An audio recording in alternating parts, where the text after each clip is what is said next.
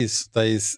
Primeiro, acho que é bom fazer um alerta aqui, que é o tamanho do mercado de bets é uma coisa meio misteriosa. Porque quem teria a maior parte dos dados é o Banco Central, e o Banco Central estava mais preocupado em detonar o Bolsa Família, dizendo que estava sendo usado para financiar apostas, do que em propriamente lançar luz sobre o tamanho desse mercado. Mas, curiosamente, um banco, o JP Morgan, que é o maior banco do mundo, fez um relatório sobre o mercado global de apostas e dedicou uma grande parte desse relatório ao Brasil. É até curioso porque o relatório começa com um disclaimer dizendo, olha, você investidor saiba que nós temos interesse nesse mercado e podemos vir a fazer negócios com algumas das empresas que estão aqui listadas, mas fica esperto então. Mas, de qualquer jeito, o relatório é muito detalhado, tem muitos dados e tem algumas coisas interessantes, porque os próprios dados do Banco Central têm várias fontes, mas uma delas é as remessas que as casas de aposta, que as empresas de apostas que operam no Brasil fazem para o exterior, já que uma das maneiras, das brechas que esse vácuo regulatório deixou foi de que as empresas teriam sede em paraísos fiscais ou fora do Brasil. Portanto, você tem que fazer a remessa do dinheiro para essas empresas no exterior. Então, você tem a estatística do Banco Central de quanto foi remetido por essas empresas para lá, que é um dado meio assustador, Thaís Bilenque, porque em 2023, essas empresas... Segundo o relatório do JP Morgan. Segundo os dados do Banco Central relatados pelo JP Morgan nesse estudo. Essas empresas remeteram 12 bilhões de dólares para as suas sedes no exterior, em geral paraísos fiscais, o que dá 60 bilhões de reais pela cotação da época. Mas o mais impressionante para mim não foi isso. O mais impressionante foi o quanto elas devolveram para os apostadores, porque é aquela história que você explicou desde o primeiro programa, né? Quando a gente fala em jogo, a gente tem que ter em mente que tem o quanto que é o movimento geral de apostas e o quanto que fica para as casas, para as bancas, né? Para as empresas de apostas, que é o quanto elas tomam dos apostadores. Elas mandaram para fora 12 bilhões e retornaram um valor de 7 bi e 700 milhões de dólares, que dá aí uns 39 bilhões de reais, mais da metade. Mas isso significa que, ao longo de 2023, apenas nessas 50 e poucas empresas que remeteram o dinheiro para fora, que não são todas as que operam no mercado brasileiro, os apostadores brasileiros perderam, no ano passado, 4 bilhões e 300 milhões de reais, que é o que sobrou para essas empresas. Não vou chamar de lucro, porque elas têm algum tipo de despesa, mas é a receita bruta que elas tiveram daquilo que entrou e ficou.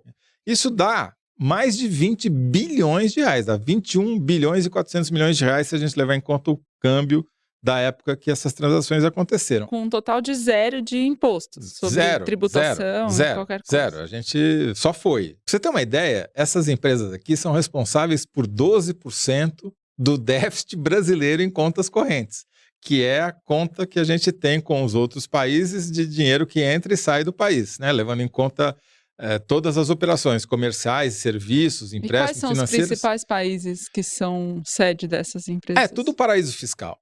Você vai lá no Caribe, tem uma pancada delas, porque é óbvio, elas querem pagar imposto, então elas vão fazer a sede delas nas Bahamas, nas Ilhas Virgens Britânicas, nesses lugares que o atual presidente do Banco Central tinha conta também, né? Falar nisso, é sempre bom lembrar que nós temos um presidente do Banco Central que tinha conta em paraíso fiscal. Bob Fields III. Bom, isso daqui é o seguinte, mesmo com esse número bilionário aqui, ainda é subestimado, porque tem empresas que operam exclusivamente no Brasil, né? A gente vai contar daqui a pouquinho, no A Hora e a Vez, uma história que você e eu apuramos juntos, de uma dessas empresas que é exclusivamente brasileira, que opera aqui e que usou uma brecha da legislação. No começo ela não era exclusivamente brasileira, ela já teve operação fora. É bem esse exemplo mesmo, de ter um pezinho fora como parte da triangulação financeira. Exatamente, porque as pessoas perguntam, mas o jogo não é proibido no Brasil? Essa história é bastante nebulosa, mas aos poucos a gente vai desvendando, né? A gente hoje percebeu que uma coisa importante que houve antes ainda daquela lei que você contou... De 2018, né? De 2018, teve uma decisão... A lei de 2018 foi a primeira que liberou jogos online, apostas, no Brasil. Antes dela, teve uma decisão judicial. Exatamente. O Ministério Público do Rio Grande do Sul entrou com uma ação no Supremo Tribunal Federal dizendo, olha, aqui no estado do Rio Grande do Sul, os tribunais, o Tribunal Estadual, o Tribunal de Justiça do Estado do Rio Grande do Sul, tem dado decisões repetidas vezes dizendo que não é ilegal, o jogo de azar não é contravenção penal. E mandou esse requerimento para o Supremo para saber se isso podia ser expandido e entendido como jurisprudência. E o ministro Fux deu um voto reconhecendo não só a decisão do Tribunal Gaúcho, como a sua aplicabilidade fora das fronteiras do Rio Grande do Sul. E essa decisão do Supremo, na verdade, acabou servindo como argumento para as defesas de várias empresas que operavam nesse limbo jurídico para poderem operar e até para anular ações contra elas. Mas isso a gente vai falar daqui a pouquinho. A gente vai contar um caso concreto. Mas tem um aspecto muito importante dessa questão regulatória e da legislação de modo geral, que em 2018 foi aprovada essa primeira lei, depois dela foram várias e sucessivas. Inclusive, no governo Lula, a lei que foi aprovada no final do ano passado, resultado de uma tentativa de medida provisória do governo para restringir os jogos, que foi, na verdade, ampliada, e os jogos online passaram a ser permitidos e os cassinos online passaram a ser permitidos. Essa lei foi aprovada no final do ano passado, em dezembro de 2023, com uma votação expressiva, inclusive de deputados governistas, muitos deputados governistas. É um trabalho conjunto a muitas mãos do Congresso Nacional, de várias legislaturas, para liberar esse ramo do jeito que foi liberado. Não, eu diria do judiciário, do legislativo e do executivo. Não vamos tirar o mérito do Michel Temer, que foi quem aprovou, quem sancionou a primeira lei. Mas todos eles depois deram as suas contribuições. Agora, o que eu acho, olhando os dados aqui também, Thaís, é que a gente está numa situação em que a gente está misturando várias, digamos, novidades na cultura brasileira que poderiam ser expressas pelo título sexo, jogos e sertanejo, né? Porque esses mercados todos acabam se encontrando, né? É incrível, porque você tem... Sem falar do gado, né? Boi, que ele fica pouco sexy, mas seria boi, sexo, jogos e sertanejo. A Thaís me vetou, eu queria falar rapnejo, porque também tem o rap aqui misturado, mas ela falou, não, vamos só de sertanejo por enquanto. Eu concordei que a Thaís sempre é a voz da razão aqui nesse podcast. Mas por quê? Se você pega as propagandas, por exemplo, de uma dessas casas que foi aprovada, Brasino, qual que é a estratégia de marketing deles? Eles principalmente anunciam em sites de sexo. Tem lá sempre uma propaganda do Brasino cheia de mulher pelada e um cara cantando rap. Apostando e cantando rap.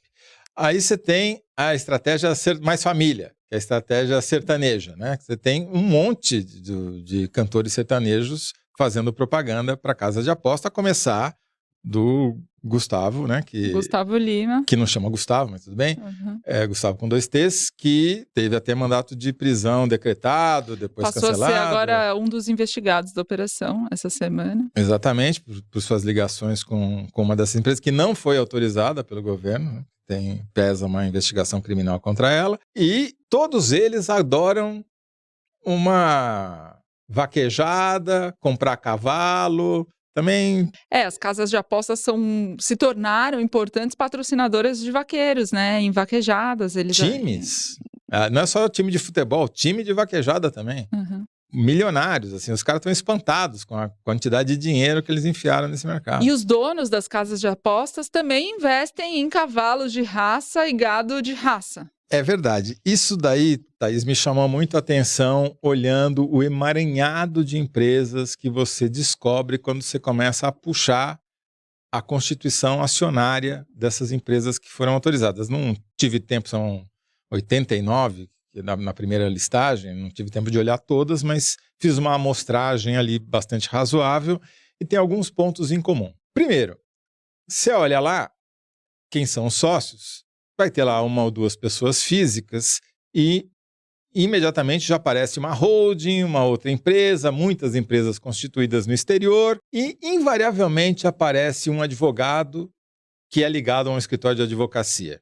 O que já é muito peculiar, porque quando você abre alguns desses escritórios de advocacia, tem centenas de empresas que têm como seu representante legal, ou mesmo diretores, esses mesmos advogados. Cada advogado é representante de muitas casas de aposta. Não só casas de aposta, mas os sócios dos sócios, porque essa é uma característica que tem me espantado nas investigações que a gente faz nos últimos anos no Brasil. A primeira vez que eu vi essa rede monstruosa, em que você puxa os sócios de uma empresa, daí você vê quais são de quais outras empresas eles são sócios, depois quais são os sócios dessas outras empresas, e assim consecutivamente, e isso não acaba, é uma rede ad eterno. A primeira vez que eu vi isso acontecer, quando eu investiguei os Panama Papers em meados da década passada, que foi uma investigação global, eu fiz uma partezinha pequena dessa investigação, e lá você já identificava esse padrão em que os sócios e os sócios dos sócios e os sócios dos sócios dos sócios vão formando uma rede muito ampla, muito poderosa, tentacular mesmo. E agora você começa a ver isso no Brasil também, justamente com essas empresas de apostas.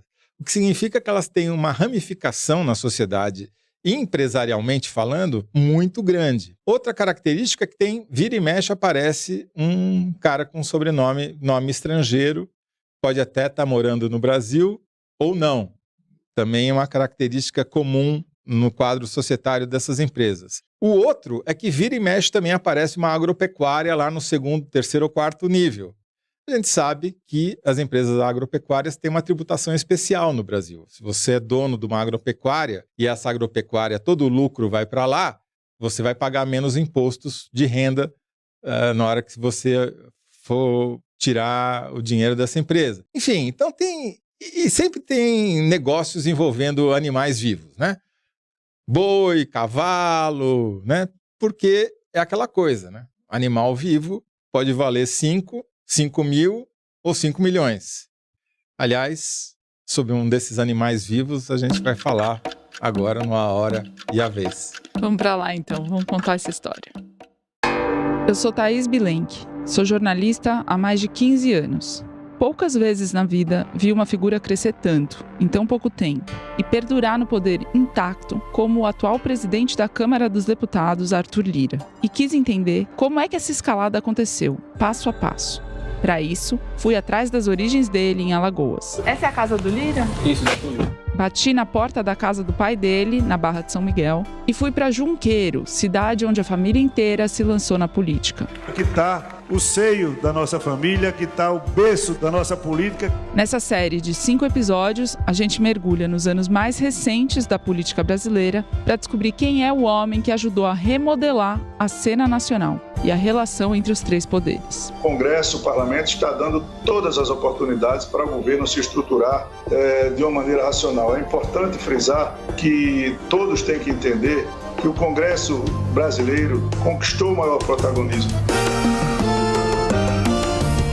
Lira, Os Atalhos do Poder, um podcast original do UOL Prime, disponível no YouTube do UOL Prime e no seu tocador de áudio favorito.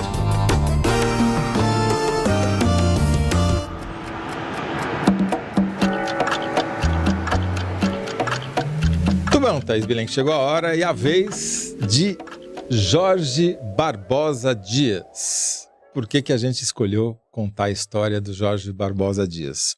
Ele é sócio de uma das empresas que foi autorizada pelo governo, pelo Ministério da Fazenda, a operar legalmente uma empresa de apostas que tem 3 sites já em funcionamento. O mais conhecido deles é o Marjô Esportes, mas tem também o Hansbet e o Chegou Bet. E por que a história do Jorge Barbosa é especialmente interessante?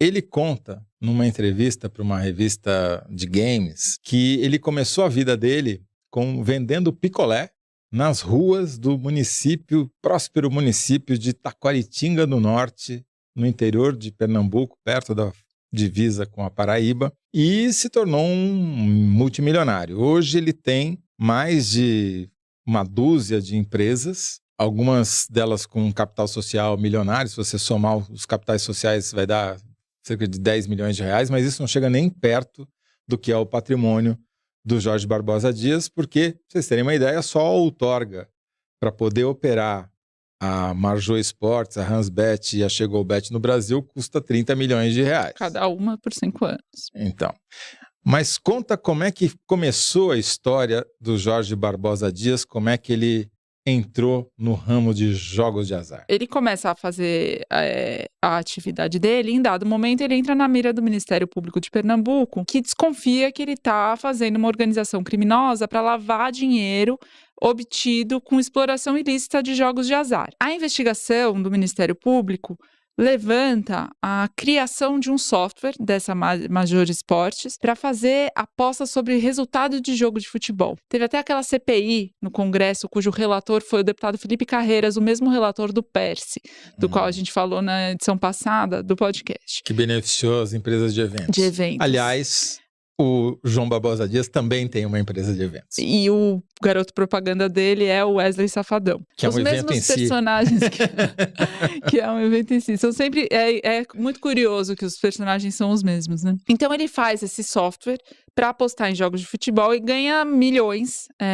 E com esses milhões, segundo a investigação do Ministério Público, ele investe em ativos imobiliários e outras empresas legalmente constituídas. Só para ilustrar, então, ele tem um posto de gasolina, um hotel, uma construtora, uma loja de veículos, uma loja de materiais de construção, empresas de mídia, uma concessionária da Loteria do Maranhão, uma empresa de créditos online, uma empresa de equipamentos de informática e por aí vai. Uma de maquiagem? Sim, uma de maquiagem. Tem também. Bom, segundo o Ministério Público, então, o que ele fez? Ele tinha um dinheiro de origem ilegal que ele legalizava com outros bens legalmente constituídos. E além das apostas dos jogos, ele criou uma plataforma de loteria online que chamava Lucky Six, cujo site ficava no exterior.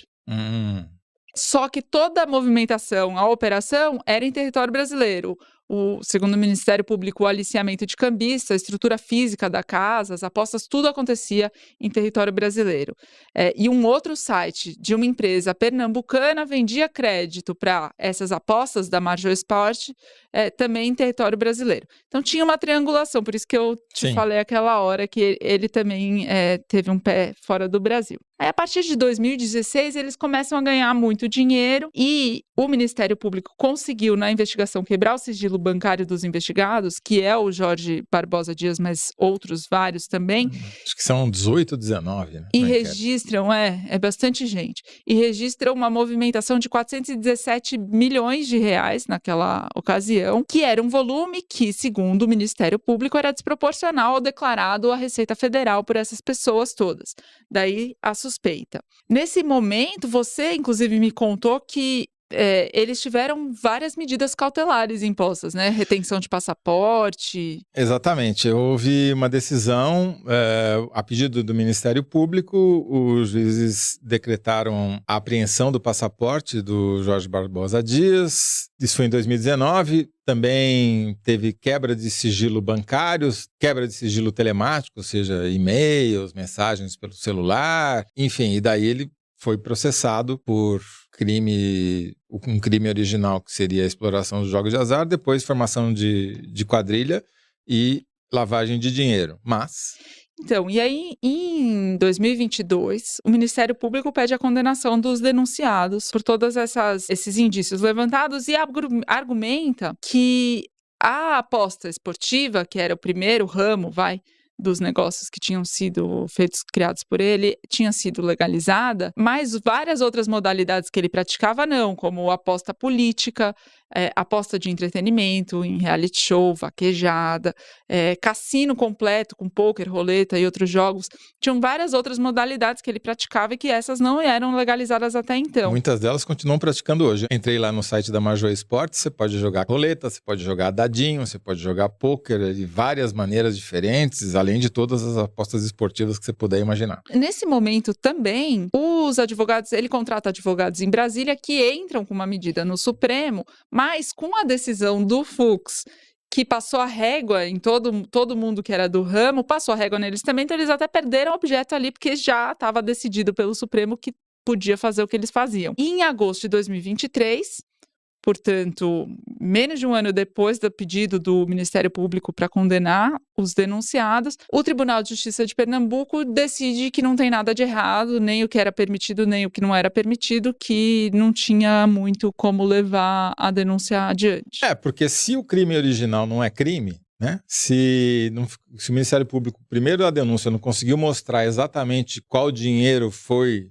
da atividade supostamente criminosa para ser lavado, você perde o objeto da lavagem da organização criminosa, né? Porque não é crime, o crime original não existe, portanto, todo que vem depois acaba desaparecendo. Agora, é interessante porque o Jorge Barbosa Dias, ele diz que ele é um precursor, que ele é um desbravador desse mercado. E é mesmo, né, Toledo? De fato, ele é uma das primeiras empresas, a empresa dele chama-se JBD Comunicação. A JBD Comunicação é uma das 4 primeiras empresas que foram legalizadas no estado do Rio de Janeiro pela Loterge, né, que é a Loteria do Rio de Janeiro, para operar lá. Então, porque desde o Rio 2023. de Janeiro regularizou as casas de apostas antes que a União, né? Então, ele começou a operar legalmente desde 2023 e ainda tem lá, ele põe o logo da Loterge no site da Marjô Esportes, porque é de fato concessionário, além de ser concessionário também da Loteria do Maranhão, né?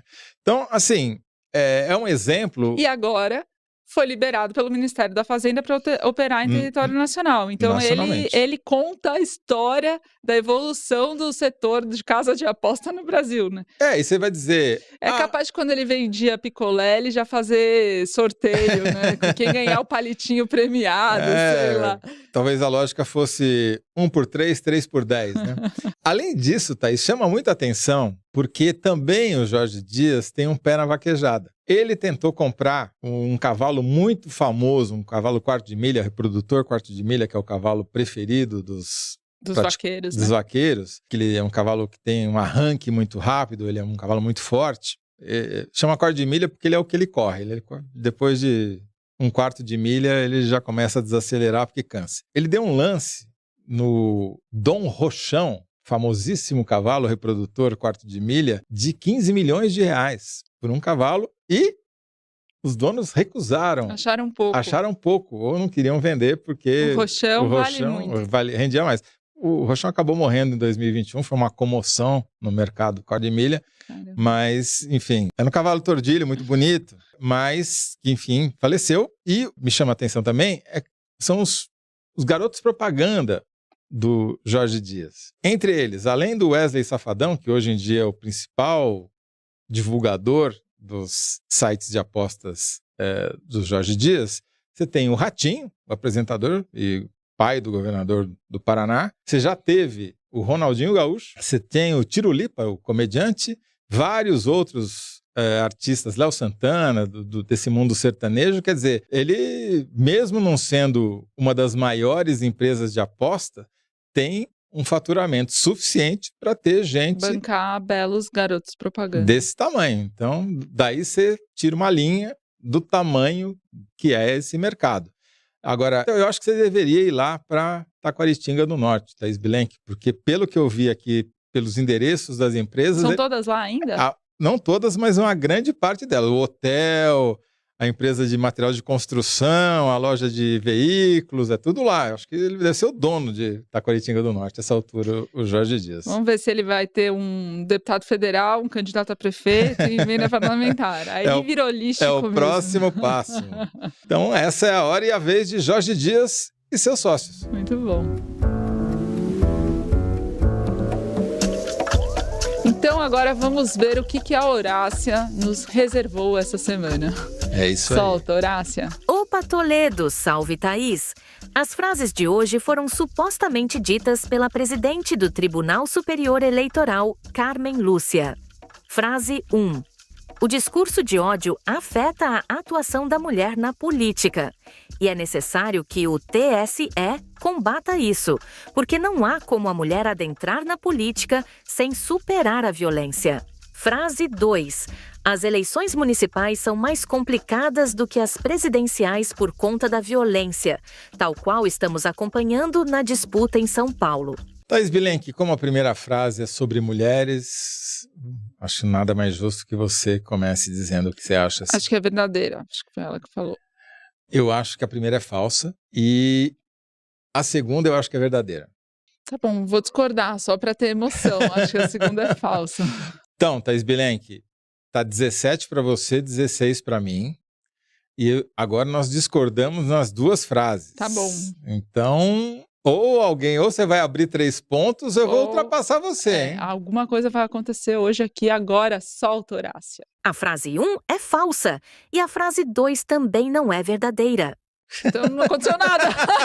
Não. Todo mundo ganhou um ponto. Todo mundo ganhou um ponto. 18 a 17. E a Thaís continua um ponto na minha frente, que é natural, é a ordem natural das coisas. Olha né? só. Eu achei que a segunda fosse verdadeira. Eu achei que ela tinha se pronunciado sobre a eleição de São Paulo. Mas Ela se pronunciou. A Horácia fez alguma pegadinha. Exatamente. Achei... Ou a Horácia ou quem está por trás da Horácia, né? Porque existe essa personalidade. Você sabe, né? Existe, né? Parece que chama Luísa. A Luísa. Precisamos acertar as contas com a Luísa. Luísa Eltz. Te adoro, Lu.